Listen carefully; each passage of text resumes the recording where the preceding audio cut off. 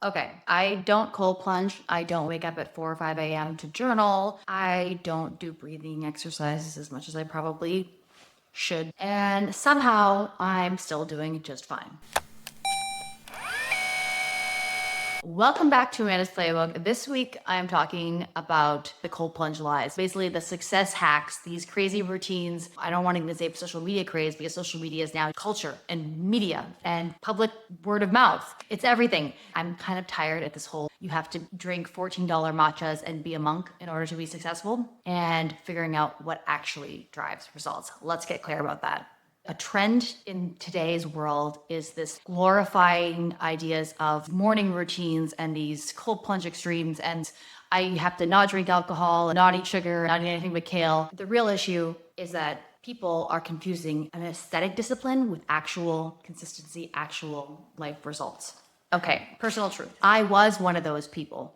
Before social media even existed, I came from a small town in northern Canada. I self-instilled. I didn't even know about morning workouts. I created it while I was in high school for myself. In the middle of winter blizzards, I would practice twice a day. I didn't do sleepovers. I never stayed out too late. I instilled these crazy, rigid parameters around myself, and it carried through college, through early parts of my adult life. And I think that actually hurt me in the long run. It was extreme life circumstances, surgeries, injuries, and illnesses that forced me away from a lot of the routine. It didn't make me less productive. It made me more, and it made me enjoy life more and see the long, big picture more. It also improved relationships. I get that for some people, it's great to have. I'm not against routine. I'm not against discipline, all of those things. But anything to an extreme is toxic. Anything to an extreme is just a different kind of addiction. I did an Instagram post on it. Basically, just I don't get up at 5:30 a.m. I don't cold plunge. I drink coffee and sleep in, and my life's pretty good. I couldn't believe the response that I got. It was like,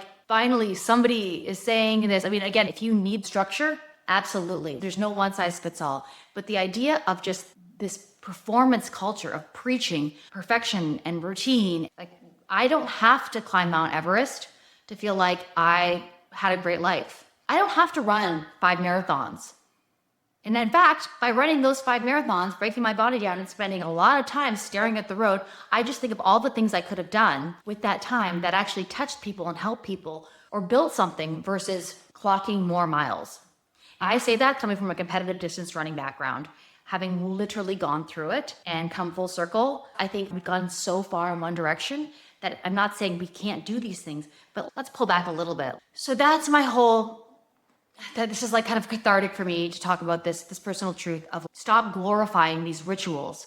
Influence is really built by consistency, or reliability is a better term, clarity, and resonance. And if I were to break those down, just to put them in like human terms, reliability is consistency. You show up consistently. It's like not being the person that just shows up for the party.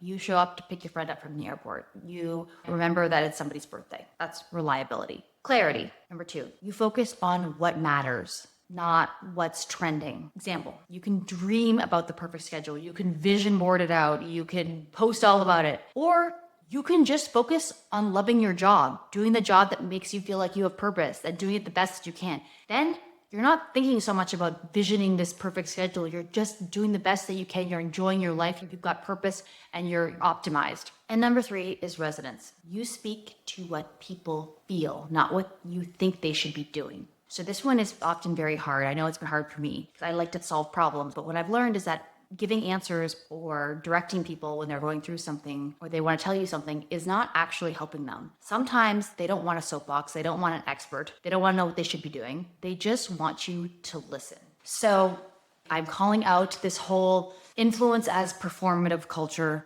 Morning routines, they become content, not context.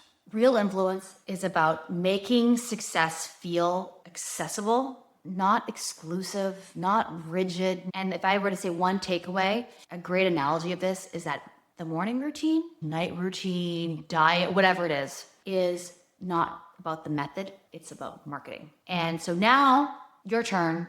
I would love to hear what your audit of your own routine is for optimization, but for ownership. What really is productive to you, not because you feel like you should be doing it. If this hits, share it with somebody tired of pretending like they love to cold plunge. All right, don't forget to subscribe to my channel, and I'll see you guys back here next week.